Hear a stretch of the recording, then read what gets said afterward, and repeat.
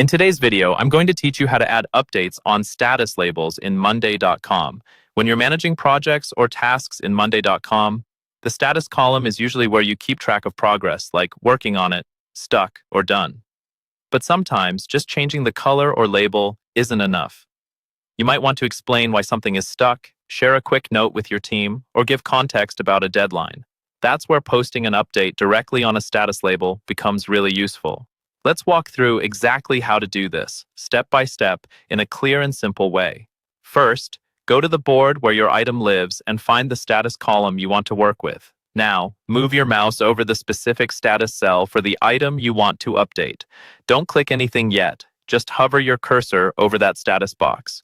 When you do this, you'll see a small plus icon appear, usually in the top right corner of that status cell.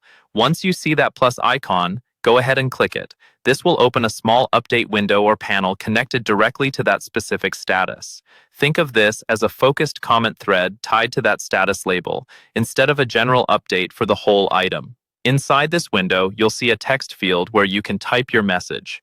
Click into the text field and start typing your update. This could be a quick explanation like client reviewing proposal, waiting on vendor response, or blocked due to missing assets. Try to be clear and specific so that anyone looking at this later immediately understands what's going on and why the status is set the way it is. You can also use this space to tag teammates, if your account allows it, by typing the @ symbol followed by their name, so they're notified about what's happening.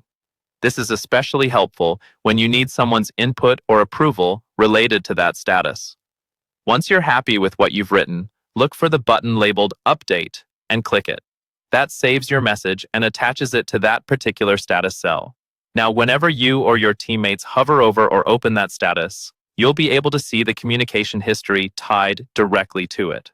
Using updates on status labels like this keeps your board clean, your context organized, and your team aligned, without having to dig through long email threads or separate chat messages.